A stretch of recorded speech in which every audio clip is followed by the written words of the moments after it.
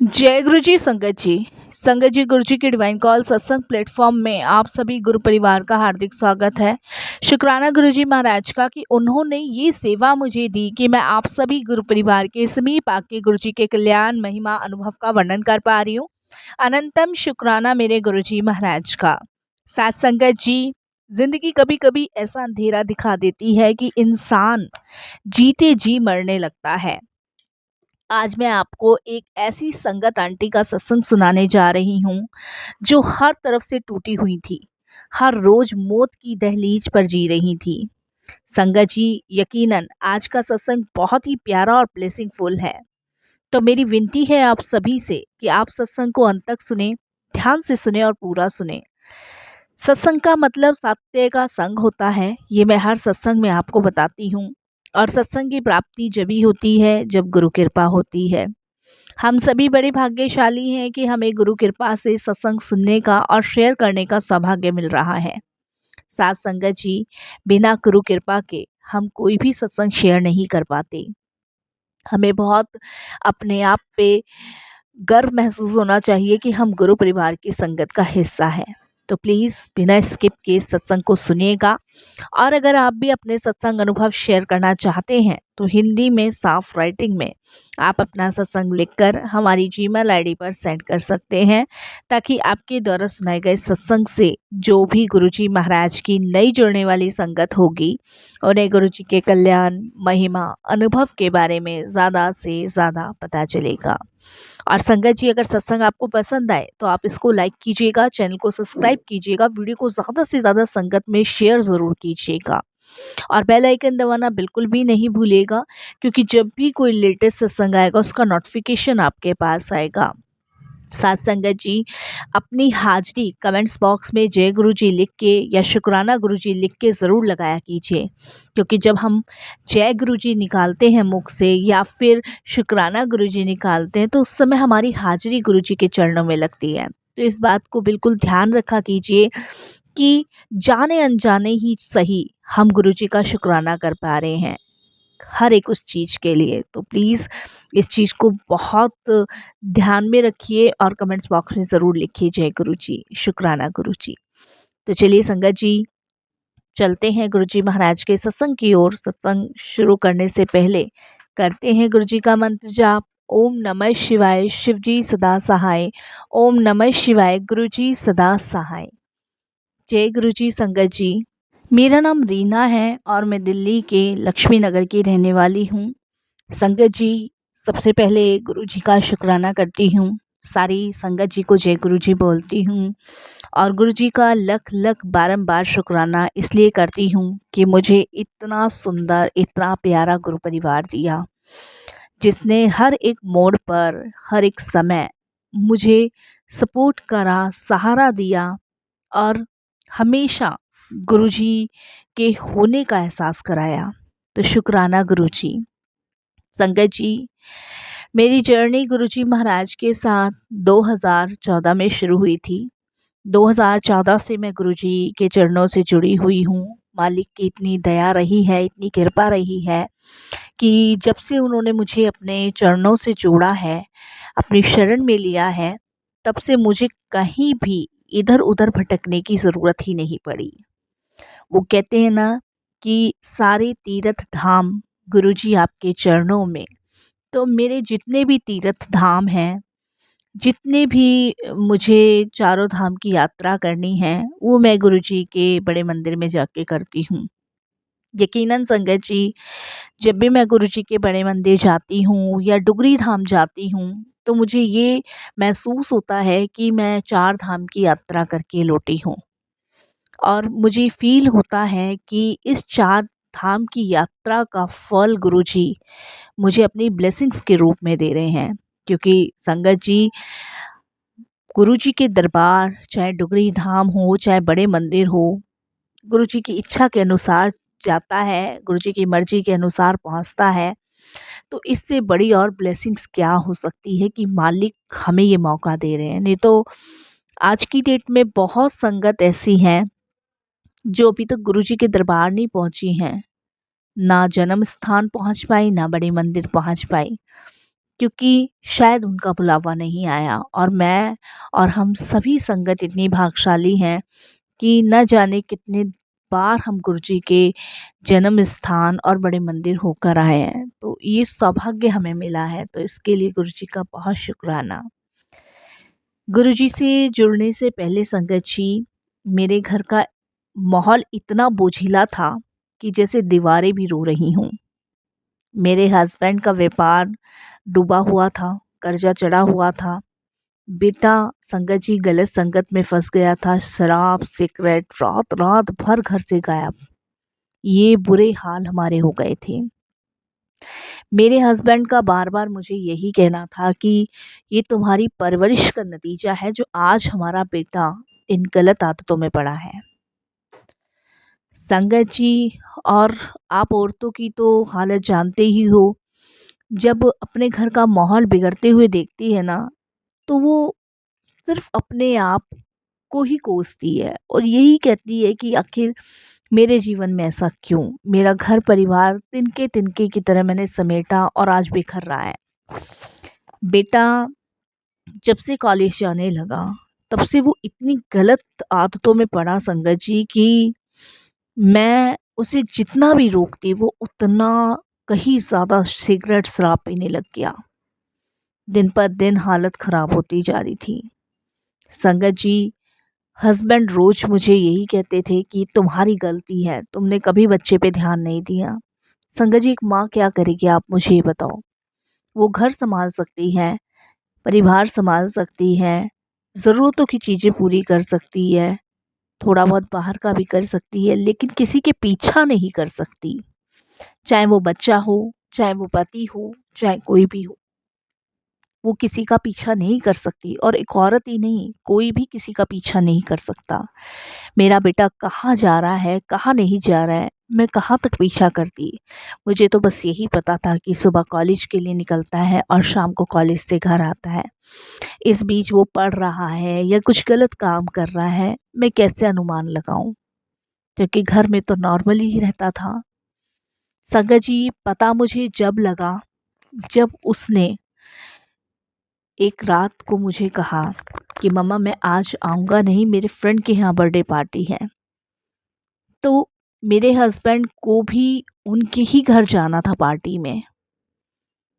संगत जी, जब हमें ये बात पता चली, क्योंकि जिस फ्रेंड के बर्थडे में वो वहाँ गया था, उसी के पापा संगत जी मेरे हस्बैंड के भी फ्रेंड थे और उन्होंने भी इनवाइट किया था। मेरे हस्बैंड का मेरे पास फ़ोन आया था कि आज मैं खाना नहीं खाऊँगा और मैं पार्टी में जा रहा हूँ, मेरे फ्रेंड के बेटे की बर्थडे की पार्टी है। और संगत जी, वहाँ पे मेरे हस्बैंड ने मेरे बेटे को ड्रिंक करते हुए देखा था, नशे की हालत में देखा था। तब ये बात और ये चीज़ें खुली। जब तक तो चोरी छुपे था, लेकिन फिर संगत जी वो खुलेआम करने लगा। हम बहुत परेशान थे। इन सब चीज़ों का दोष मेरे हस्बैंड ने मुझे देना शुरू कर दिया। इधर संगत जी, मेरे हस्बैंड का काम तो सही चल ही नहीं रहा था, उसका अलग से गुस्सा था और मेरा संगत जी बीमारी पीछा नहीं छोड़ रही थी। क्योंकि संगत जी मेरा दिल बहुत सहम गया था, बहुत टेंशन मैंने ले ली थी, बहुत टेंशन। और डॉक्टर ने मुझे साफ तौर पे कह दिया था, अगर यही हालत रही ना तो तुम्हारा बचना तो बहुत मुश्किल है। सोचो संगत जी, जब घर में कोई उम्मीद ही ना बचे, जब हर तरफ से ताने धोखा और निराशा मिले, तो इंसान किसके पास जाए? अब मैं किसके पास जाऊं बताओ? मेरा 21-22 साल का बेटा मेरी नहीं सुन रहा, मेरा पति मेरी नहीं सुन रहा, मेरे सास ससुर मेरी नहीं सुन रहे, तो मैं किससे कहूँ, किसके पास जाऊँ? फिर संगत जी, एक औरत के दिमाग में जो आता है ना वो वही करती है। जब उसकी कोई नहीं सुनता है ना, घर में बाहर रिश्तेदारी में कोई जब नहीं सुनता है, तब उसको जो सही लगता है ना वो वही करती है। मेरे को भी संगत जी यही लगा और मैंने संगत जी पंडितों के चक्कर लगाए, बाबाओं के दरबार गई, उनसे मदद मांगने की सोची कि कहीं से कोई पंडित या कोई बाबा कुछ ऐसा कर दे जिससे मेरे घर का माहौल ठीक हो जाए। कुछ पंडितों ने संगत जी मुझे कुछ विभूतियाँ दी, कहा ये बेटे और पति को मिला के खिला दो खाने में, ठीक हो जाएंगे। मैंने वो भी किया।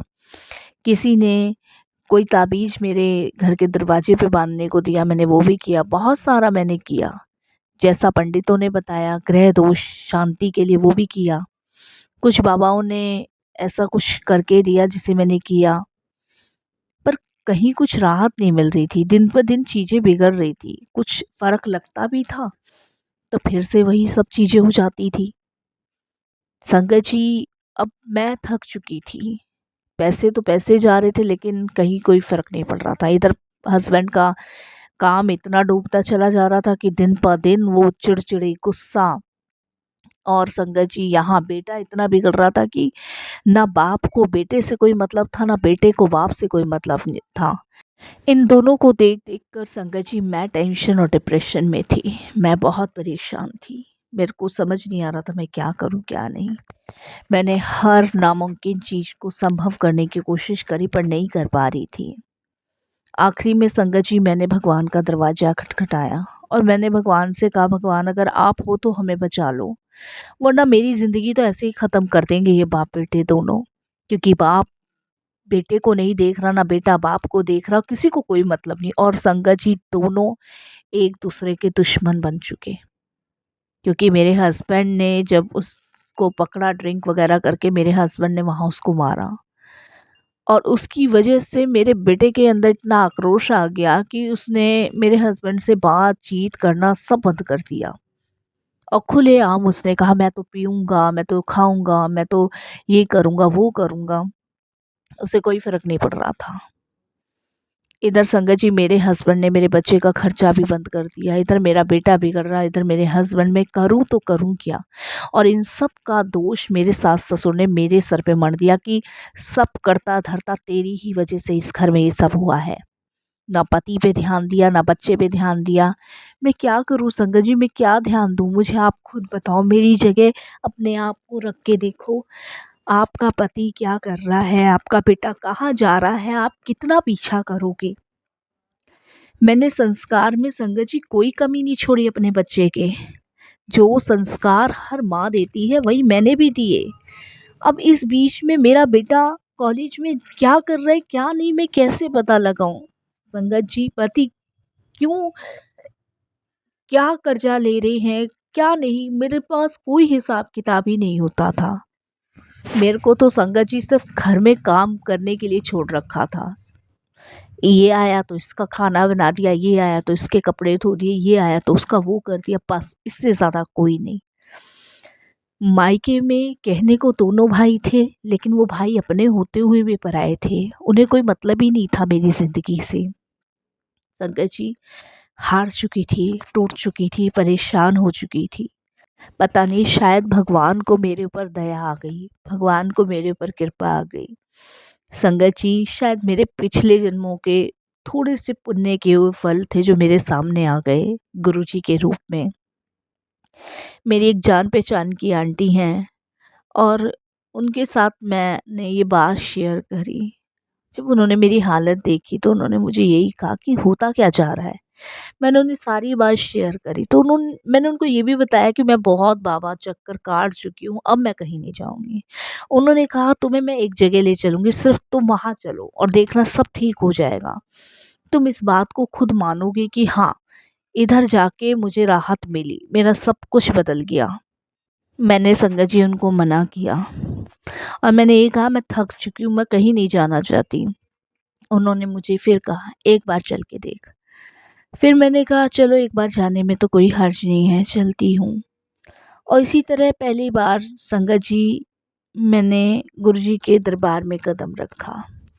सबसे पहली बार जब मैं गुरुजी के दरबार गई और पहुंची तो संगत जी सब कुछ अलग सा था, सब कुछ अलग। बस मेरे मन में यही चीज़ें चल रही थी कि क्या वहाँ जाकर मेरी किस्मत बदलेगी या नहीं, या ऐसी ही रहेगी। पर वहाँ सब कुछ अलग था, सब कुछ अलग। कभी कभी इंसान किसी जगह पहुँचता है और उसकी रूह कहती है ये वही जगह है जिसकी मुझे तलाश थी। और संगत जी यही मेरे साथ हुआ। जब मैं अंदर पहुंची तो मेरी अंदर की आत्मा ने कहा कि शायद अब सब ठीक हो जाएगा। और ये तो पूरे रास्ते मेरे दिमाग में कुछ ना कुछ चल रहा था।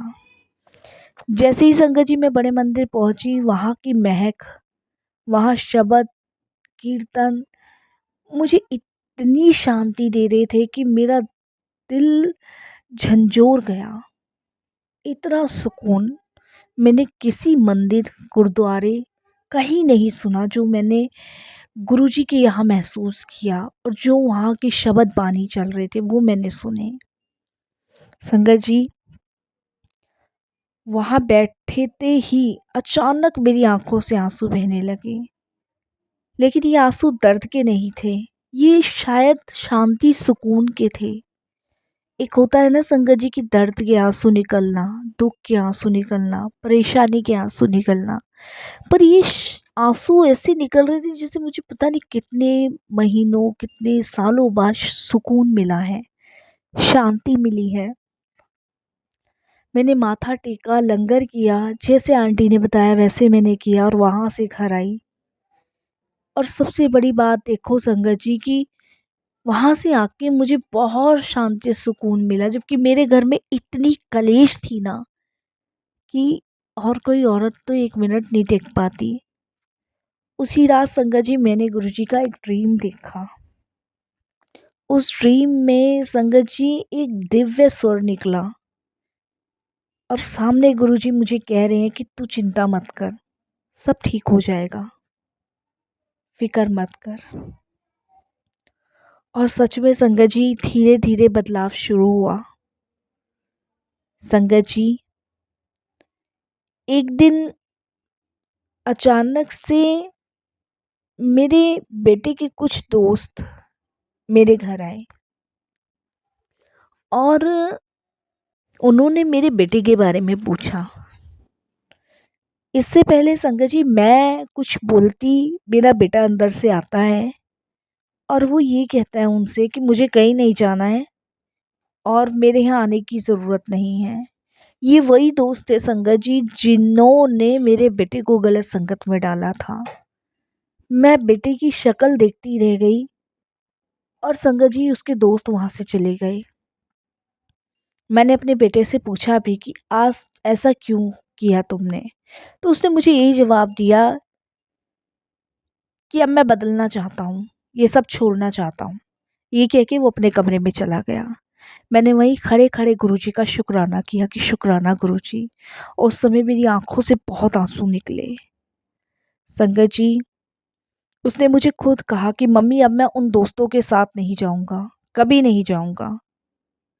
बड़ा हैरानगी मुझे लगी कि जो बेटा सुधरने को तैयार नहीं हो रहा था वो आज ये बात कह रहा। तो ये गुरुजी का चमत्कार था पहला। उसके बाद संगत जी, उसी शाम को मेरे हस्बैंड को एक नया काम मिला। छोटे छोटे ऑर्डर आने लगे थे उनको, लेकिन संगत जी काम पहले से ठीक चलने लगा। इसकी वजह से मेरे हस्बैंड का गुस्सा भी कम हुआ। इतनी शांति मिलने के बाद संगत जी, कहते हैं ना जब शांति मिलती है तो टेंशन भी धीरे धीरे कम होती है। टेंशन थोड़ी सी कम हुई, और संगत जी मेरी बीमारी कंट्रोल में आने लगी। डॉक्टर्स कहने लगे कि ऐसे ही खुश रहा करो, ऐसे ही मुस्कुराती रहा करो। ऐसे ही मुस्कुराओगी, खुश रहोगी तो बीमार नहीं होगी कभी। अभी पूरी राहत तो नहीं थी, कर्जा बाकी था, ताने थे रिश्तेदारों के, सास ससुर के, और डॉक्टर्स की रिपोर्ट्स में भी कुछ खतरा दिखा आता था। तो पर पहले से बहुत सुकून था। संगत जी, गुरुजी ने अपना पहला संकेत तो दे दिया, पर अभी असली चमत्कार होना बाकी था शायद जीवन में। क्या था वो चमत्कार? संगत जी ये तो गुरुजी महाराज ही जाने, क्योंकि ये गुरुजी की कृपा है जिसे हम कभी नहीं समझ पाएंगे। जिस इंसान पर दुनिया दरवाज़ा बंद कर देती है ना, उस पर गुरुजी अपनी रहमत के दरवाजे खोल देते हैं। ये संगत जी मेरी ही अपनी जर्नी है कि लोगों ने मेरी परेशानी में मुझे बहुत परेशान किया। संगत जी मैं एक बार बेटे को गुरुजी के बड़े मंदिर ले गई और वो बहुत खुश होकर आया वहाँ से। और आप बिलीव नहीं करोगे कि गुरुजी की कृपा से उसने वहाँ जाना शुरू किया। धीरे धीरे उसने अपने पापा से बात करनी शुरू करी। लेकिन संगत जी, ये सब तो ठीक हो रहा था, लेकिन एक दिन मेरी तबीयत बहुत ख़राब हुई। मुझे हॉस्पिटल एडमिट करना पड़ा और डॉक्टर्स ने मुझे बोला कि आखिरी स्टेज है, कोई उम्मीद नहीं है। मुझे कैंसर निकला। मेरा परिवार, मेरा बच्चा टूट गया और संगत जी, सब कुछ बिखर गया, सब कुछ बिखर गया एक झटके में। मेरे हस्बैंड भी मेरी हालत देख के रोने लगे और कहने लगे कि मैंने तुम्हें बहुत दुख दिया है, मुझे नहीं पता था तुम इतनी बड़ी बीमारी झेल रही हो। और ये बीमारी टेंशन की वजह से हुई संगत जी मुझे। संगत जी, मैं गुरुजी से कहने लगी कि गुरुजी, अभी तो जीवन में सब कुछ ठीक होने लगा था, अब शायद मैं मौत के दरवाजे तक आ चुकी हूँ। शायद अब आप मुझे अपने चरणों में लेना चाहते हो, लेकिन मुझे कुछ समय दो गुरुजी, ताकि मैं अपने जीवन में अपने परिवार को खुशहाल देख सकूं। संगत जी, उसी रात मुझे एक सपना आया। मैं हॉस्पिटल में ही थी, मुझे याद है आज भी। गुरुजी सामने खड़े हैं और कह रहे हैं कि तू चिंता ना कर, तुझे मैं मौत के मुंह से बचा के लाऊंगा, तुझे नई ज़िंदगी ब्लेस कर रहा हूँ, तेरी रिपोर्ट बदल जाएगी, तू चिंता ना कर। ये संगत जी, सोच के भी हैरानी लगती है कि गुरुजी कब क्या कर दे, कुछ नहीं पता। सचमुच संगत जी, जब अगली रिपोर्ट आई, वो सब नॉर्मल आई। डॉक्टर्स हैरान हो गए, बोले ये कैसे पॉसिबल है।